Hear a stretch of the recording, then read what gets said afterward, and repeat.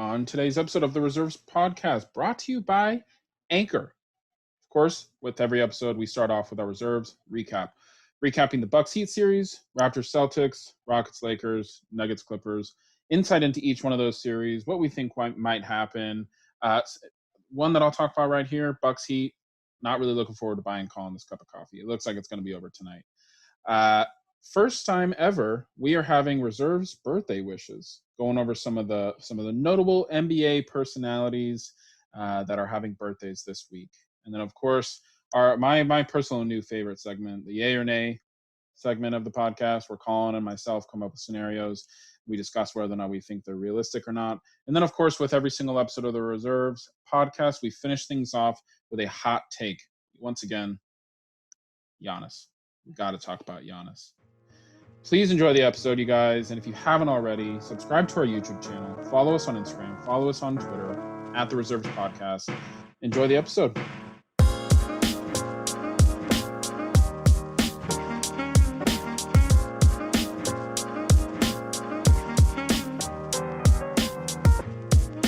Alrighty. Welcome back, everybody.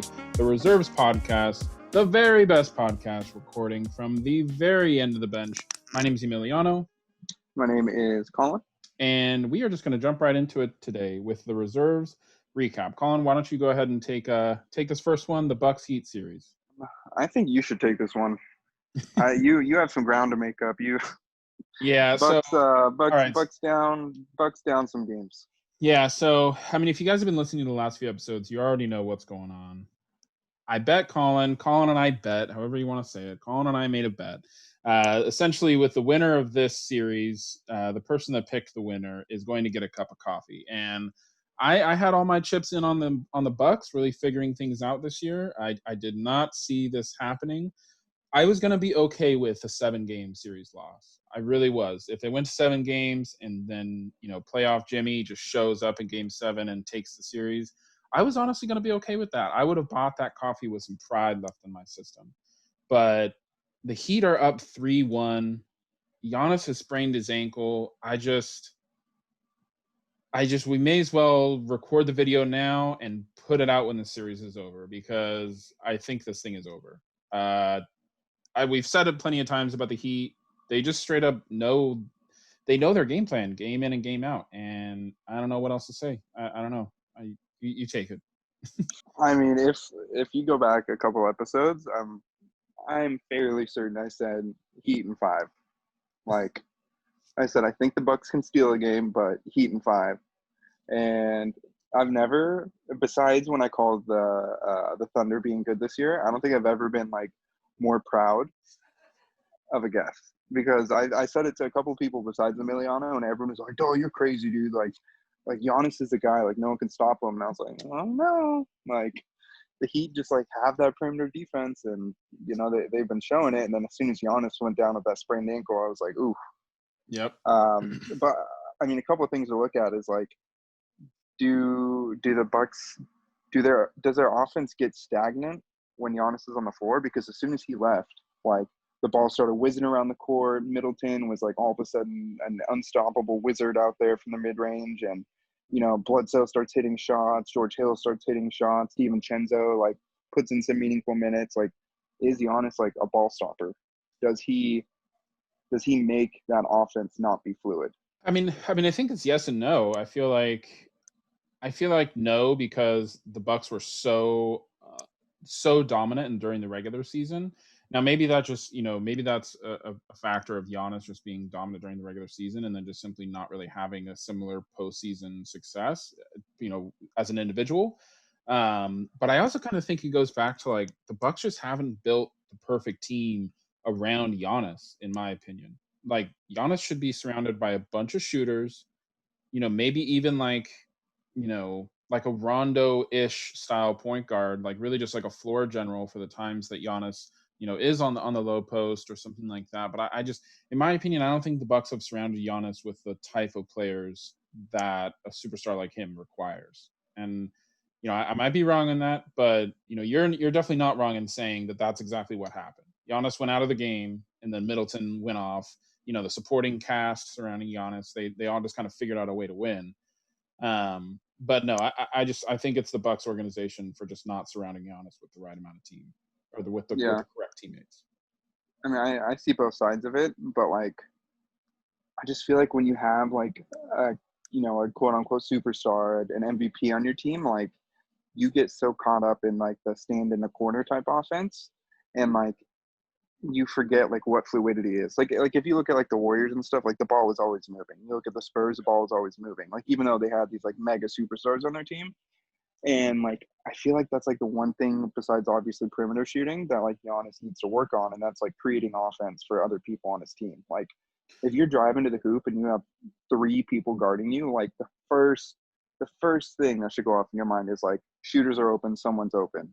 And like you kick it to the weak side corner and they swing a couple passes and all of a sudden there's an open 3.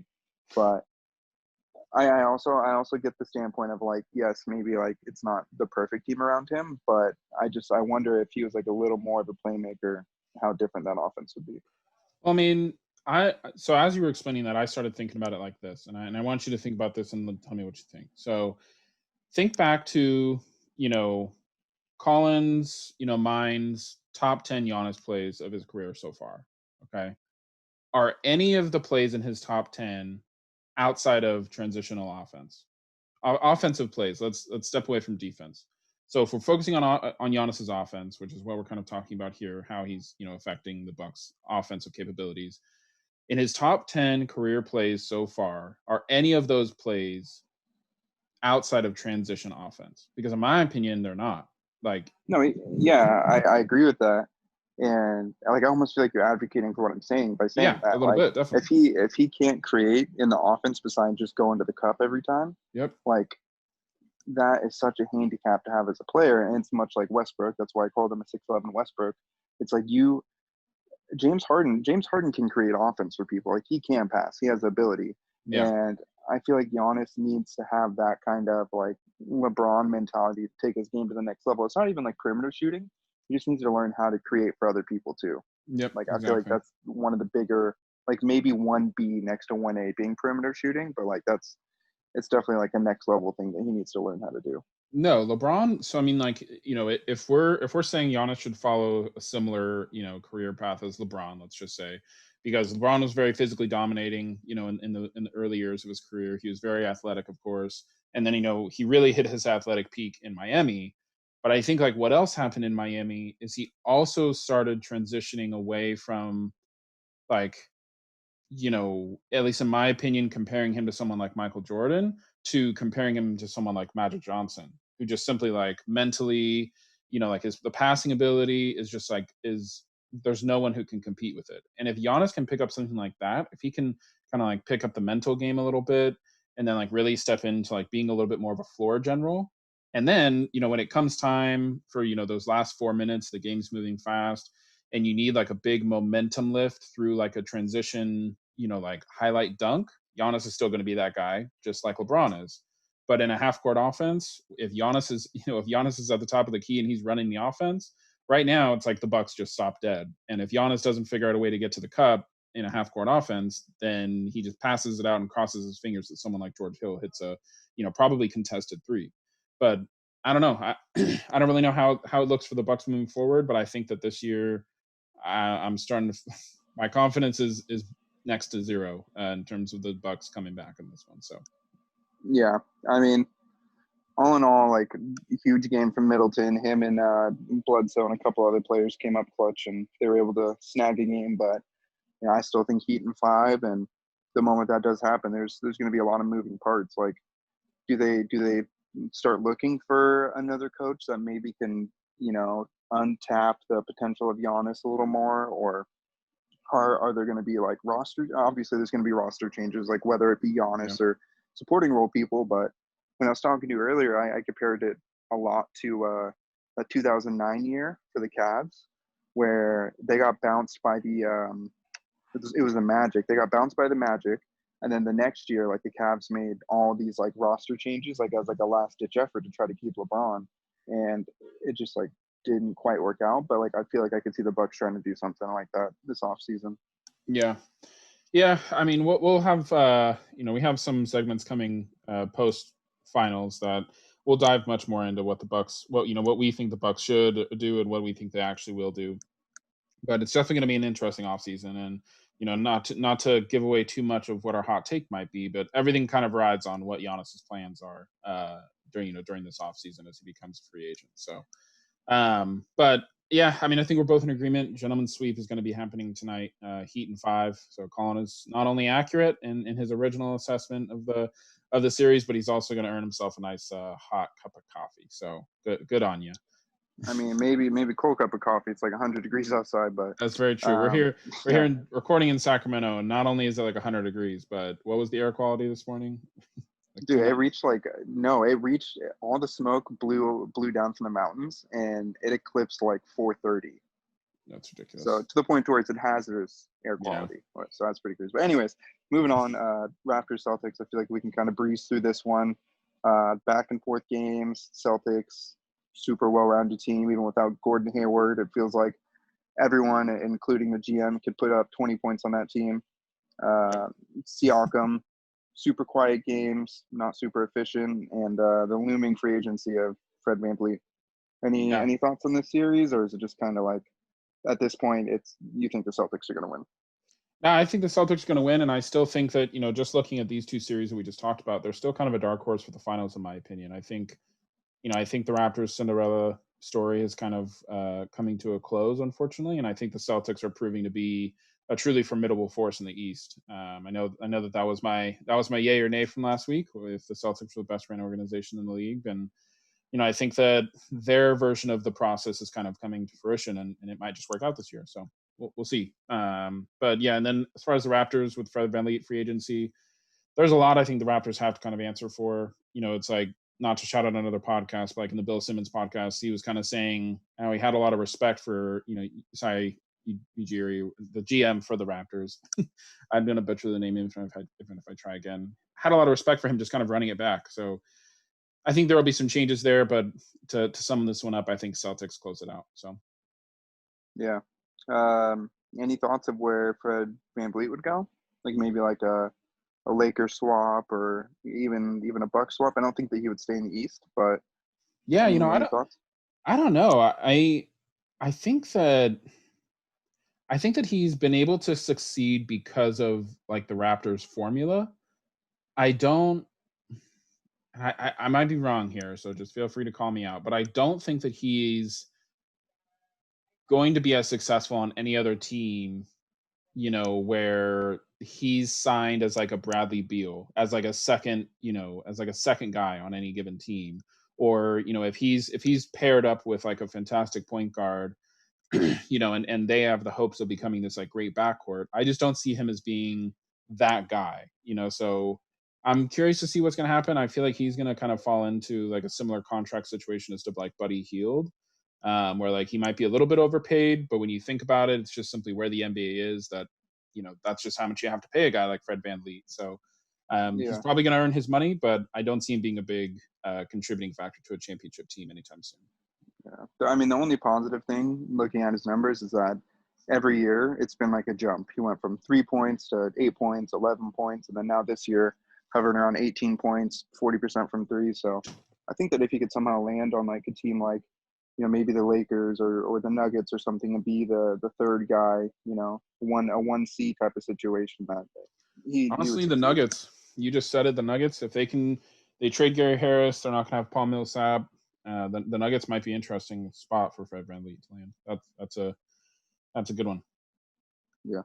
Rockets Lakers, and I feel like although Nuggets Clippers might be providing us with a little bit of a better basketball, I feel like the Rockets Lakers is exactly what you said it was going to be, potentially the most interesting series so far. It's pretty simple. If the Rockets hit threes, they're going to continue to kind of succeed. And Mike D'Antoni's system, it works on offense. The problem has always been the playoff success. But I honestly feel like this matchup is just so in favor of the Rockets on paper.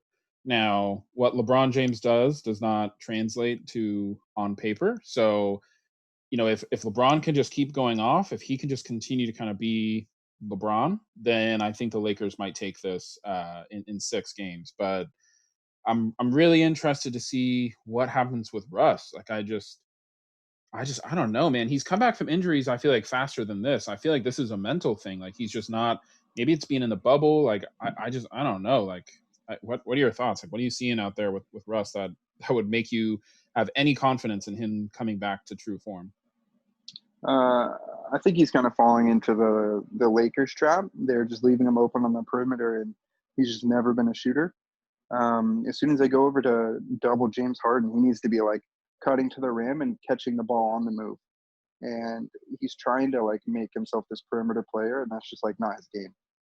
It's forcing him to have turnovers, put up bad shots. I think he's averaging like like 6.5 turnovers a game right now through the couple games that he's been back. And Mike D'Antoni seemed a little ticked off after the game. He was like, we won't really place it on one person or another. It's a team game at the end of it, but all these turnovers, like we're not going to win games. So Yep. usually it's a Rockets shooting that wins and loses games for them. But in this instance, there's been like the second benefactor of turnovers that have really been enabling the Lakers to push on offense and get those transition points.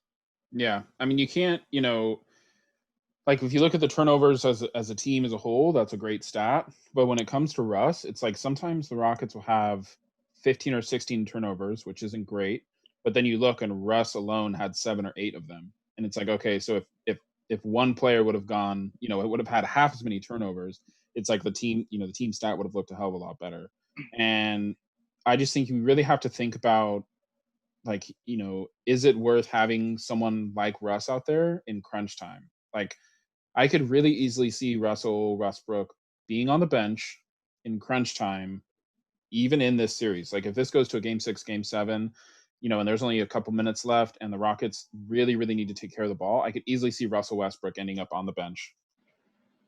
I know that might be a little bit like a minor hot take. I know that might be like, what are you talking about? Russell, like his contract, everything. He's a superstar, previous MVP, but like the stats speak for themselves at this point. And if he can't turn things around, if I'm Mike D'Antoni, I'm simply going to not trust him.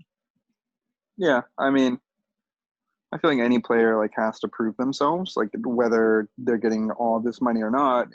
Buddy Hield's a good example of it coming off the bench. But I think that if an Eric Gordon or a Daniel House or whoever it may be was in place of him at the end of that game, that the Rockets might have been able to steal that one. Like I feel like he had a couple crucial turnovers, one being that the turnover that led to that alley-oop dunk for LeBron, where his head was somehow at the rim at 35 years old. But yeah, I heard the little shout out, the No Dunks podcast, talking about it. Like, at what point do you say, like, okay, this guy's a superstar, like we're paying him all this money, but like you need to be able to win games. Like that's the most important thing. Like don't get bounced from a series just because you're paying this guy $100 million. And that's something that Mike D'Antoni's going to have to figure out. And I think he's a pretty ballsy coach. So, if this keeps happening through, a game or two more, I could see Westbrook, being on the bench in the last couple minutes or so. Yeah. Do you? This is kind of a two-parter to close out the Rockets-Lakers recap. One, do you think the Lakers need a third star to show up in this series? Okay, so that one's a yes. But second, potentially more important question, do you think the Lakers even have a third star that is going to show up? Because for me, that's a far more difficult question. You mean like this playoff run? In this series with the Rockets versus Lakers, because I think if the Lakers make it to the Clippers, it's a completely different ball game. We're talking about something different. If the Lakers make it to the Nuggets, that's I don't even want to talk about that, I guess. But in this series in particular, I agree with you. Yes, they need a third star, but where I think the question becomes much more difficult is who even is that third star? And if you can't answer that question, not you, Collin, but if the Lakers can't answer that question, then you might have be kind of getting exposed for how you set up this team to eventually fail in the playoffs. Like, what do you think? Yeah, I think the Lakers were hoping that it was Kyle Kuzma, but obviously, he showed his inconsistencies.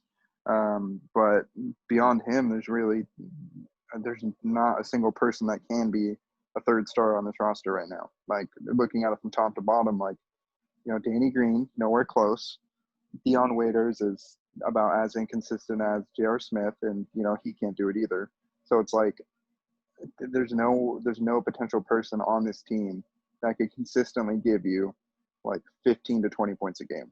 And that's unfortunately like where this league is at right now, where if you don't have all your role players putting up 8 points a game, you need the third star to be able to put up like at least 20 a game. So, I'm intrigued once again, kind of like the Bucks, to see where they look to go this offseason, but they're for sure showing that they need to have a couple roster moves.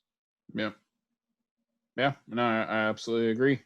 I think, I think the next time we all chat on Friday, I think that this series will be in a completely different place. Not only obviously because the game's played, but just in terms of perspective on what exactly is going on. I'd like to see some consistency from either side. That's kind of what I'm talking about there. I'd like for us to come back Friday and say that the Lakers have finally hit their stride, or the Rockets have finally figured it out. Because if it just keeps going back and forth, and then in a game 7, it's up to LeBron to either win it or lose it, I'm putting all my chips on the Lakers. So we'll see where that one goes. But all right, man. Well, unless you have anything else to add on to the Rockets Lakers, I think it's safe for us to move on to our last reserves recap here, which I think for me has been one of the more surprising series, and that's the Nuggets and the Clippers. Now the Clippers are up 2-1, and Paul George has quasi arrived a little bit, right? But do you see the Nuggets, like, we were texting last night during and after the game, and you seemed a little optimistic in terms of the Nuggets actually maybe having a chance against Clippers. Do you say that in terms of like them having a chance to maybe take it 6 or 7 games, or do you actually believe the Nuggets have a chance to win this series? No, it was more so like they have a chance to push it to, 6 to 7 games, I guess. But I still think that the Clippers probably win in 5 or 6. But it just seemed like the Clippers didn't really have an answer for Jokic. So if he's looking for a shot, like, there's not really anyone on the Clippers or really anyone in the league that can like guard something like that. Yep. But like the two people that need to have big games to like give this team a shot at even pushing this series further, let alone winning, is going to be Murray and MPJ for sure. Yeah. If Michael Porter can like pull off games like last night where he puts up like 15 to 18 points, like consistent, a couple like big like morale boost plays, and that the huge dunk that he had over Harrell, obviously being that, I think that the Nuggets can pull off a couple wins, but at the end, like, the Clippers just have the depth and a lot of the answers that the Nuggets don't have. Yeah, and the Clippers, we talk about the Heat and the Celtics, I feel like being like pretty well rounded. They really have things figured out. And what the Clippers have going for them is, although they don't really have things, technically figured out, it's like if you think about every position and like whether or not they have someone to guard, the superstar on the other side, the Clippers are probably the only team left in the playoffs that have, a player that can guard any position at any given time. I think, Kawhi couldn't guard Jokic for an entire game, but in crunch time, if Jokic needs to be stopped, I think you're putting, Kawhi, if Harrell hasn't fouled out at that point, which is a totally different, factor that Jokic has kind of, forced the Clippers kind of think about. I think Kawhi's on obviously the best player on the other side of the court, which in this case is Jokic. So I think the Clippers just have a piece for almost everything. Like, they have an answer for almost everything. Now, in speaking about Kawhi, we're seeing just maybe a smidgen of a kink in his armor, I guess you should say, or a crack in his armor. We saw him have an off game in game 2, and with 13 points, 10 rebounds, 8 assists, and then he kind of came back right away in game 3 with 23 points, 14 rebounds, and 6 assists. So, do you think that? I mean, this is kind of a blowing it out of proportion scenario, right? But do you think that this is a legitimate inconsistency issue, or do you think that maybe the Nuggets have potentially figured out how to kind of turn off the Kawhi valve or turn off the PG valve, given that it'll probably only be one at a time? No, I think this series is more of like Kawhi pacing himself and kind of doing what he feels like he needs to do. That game 2 definitely was an off game for him. But I think in that Maverick series, like, they really needed him to step up. And I think this series going forward, Doc kind of maybe had a talk with Paul George and was like, look, like, we need more from you. Like Kawhi, like let it all on the line last series. Like it's your turn to step up. So I think going into this series, Kawhi probably wasn't looking to be as aggressive, and it seems to be showing that. But I really don't think that he has to be on his A game the rest of the series for him to win it. Like you said it, like they just have all the depth, all the defensive answers, and just all signs point to them winning this series.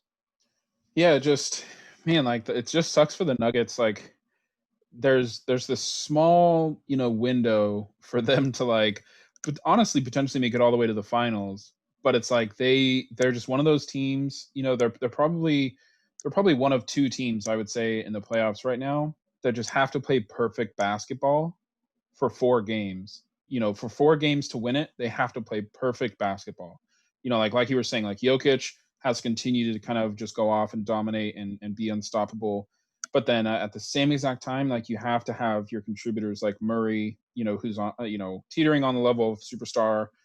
And then you have to have that third guy. It's like almost similar to the Lakers conversation. It's like, even if Jokic and Murray go off for a game at the same time, it's like you have to just have the rest of your contributors playing great basketball in order to win. Even just one win against the Clippers, like it took kind of the cast, overall to really contribute. So I'm curious to see where it goes, but I just think that at the end of the day, what the NBA is great at, and what I think what it separates itself from, the other professional leagues, is the best team really does almost always win.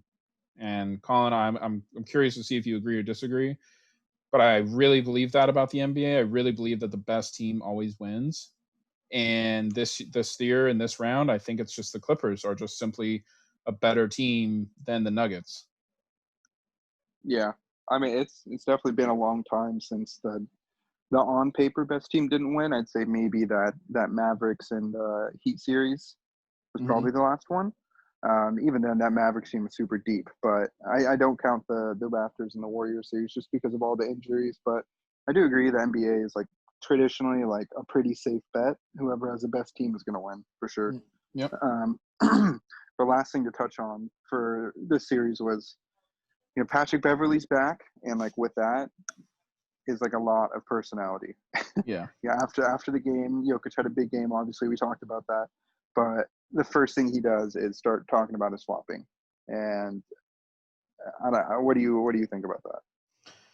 I don't know. I mean, it's like it's one of those things where like it's really annoying, but it kind of works. Like he's proven in the past to get under people's skin, and there are some players, like I'm not going to sit here and do that to somebody like Kobe in his prime, because all of that's going to do is set him off, right? And then he's going to drop 80 on you. But like specifically talking about his flopping comment, the Clippers had 26 free throws in that game, and the Nuggets had 10. And like it's like at the point now where it's like soccer. Like you just can't call the other team out for flopping because everybody does it. Like if there's one thing that annoys me about basketball right now in the NBA is like the screams for fouls on every single drive. I mean, like I'm waiting for the day that like a player like accidentally trips over themselves on a breakaway layup and calls for a foul when there's nobody around them, because they just start falling and then their instinct is just call for a foul. Like I think it's coming, and I can't wait for it. But like the screams for fouls, like the flopping is just, it's really really hard to watch at times. Like when it's like a really badly officiated game and they're like 50 free throws between the two teams, like it's hard to watch. And for Patrick Beverley not to be aware that his team had more than double the amount of free throws as the Nuggets is bad in itself. But yeah, I don't know. I think this is When he flops, yeah. like He's the the worst. amount of time that he chests like an offensive player up and like flicks his head back trying to look for that charge, like with the offensive player's shoulder. Yep. It happens like 4 times a game. Yep. And it's like, it's always so humorous to me when like one player's like, oh, like they're flopping, but then they flop. It's like, Yep. like why even say anything if you do the same thing? Yeah. But I do think that if a player were to ever trip themselves and look for a foul, it would for sure be Chris Paul. Oh yes. For sure. Yeah. El Presidente. Alrighty. Well, this has definitely turned into it's been a surprisingly exciting playoffs. I think.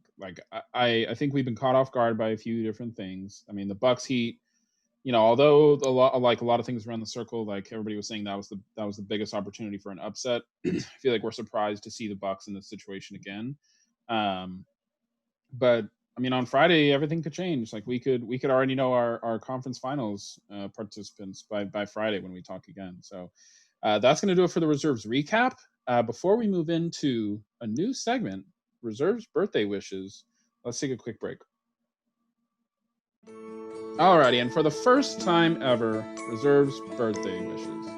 Born on September 7th, both Donovan Mitchell and Kevin Love, same birthday, that's pretty cool. Born on September 10th, Ben Wallace, happy birthday, Ben. And born on September 11th, never forget his birthday, Sean Livingston, NBA champion. And born on September 12th, the tall man himself, Yao Ming. Happy birthday, guys. Moving right on from reserves birthday wishes, let's just jump right into yay or nay. Collin, last week you asked me to take it first, so this week it's on you. What is your yay or nay? All right. So, Emiliano, yay or nay? Marvin Bagley will win Most Improved Player of the Year next year. Can I ask for condition? Can I get? Oh, I'm gonna healthy. give two He's answers. healthy. If he's healthy, okay, then yes. Listen, for anyone on the call that is confused, okay, Marvin Bagley truly had potential to not be just as good as Luka Doncic. There's nobody I think in any recent drafts that could have been just as good as Luka Doncic. But Marvin Bagley truly had the potential to be like one of those all-time talents. Like he's exactly where the NBA was headed in terms of like your dream big man. Like tall, of course, like athletic, could stroke it from three once he got going in his career. But injuries have just like riddled him and really just kind of made him kind of like the laughing stock of that draft. Like even DeAndre Ayton has like gone on and like been exactly what the Suns were hoping he would be. But if he can stay healthy for an entire year, then absolutely he will be in the running for most improved player. There's absolutely not a single doubt in my mind. Yeah. And I feel like anyone that doubts it should go watch like highlights of Chris Bosh's career. Yep. And watch highlights of Marvin Bagley's career so far, which are very limited, and tell me that those two players like can't be the same. Because Yep. I feel like that's kind of where Bagley's game should be heading. Obviously, if he stays healthy, and if he could be anything like how Chris Bosh was, like on the Raptors or even the Heat, like I think he's for sure going to be in the running next year.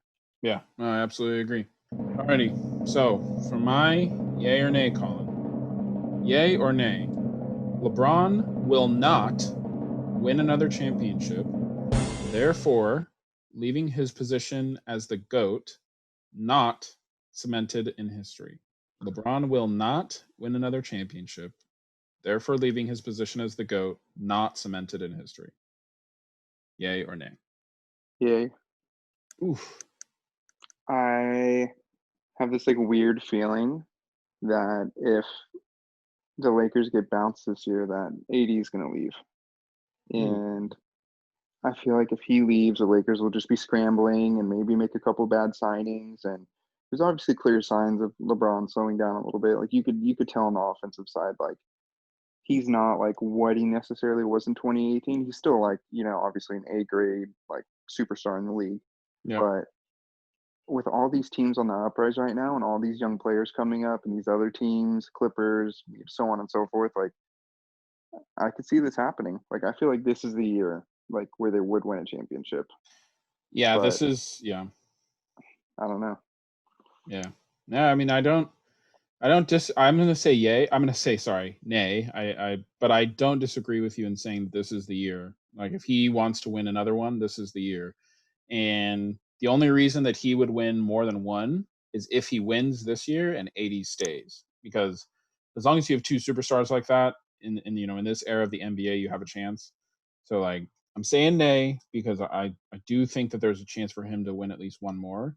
But yeah, it's a question that I definitely wanted to know your answer on, and I'm surprised by your answer, to be honest, and how quickly it came. I'm always like a realist.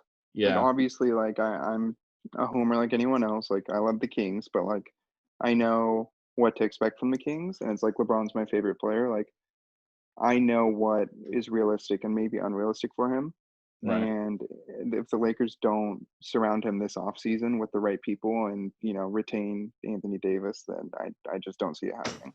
Right. Yeah, absolutely.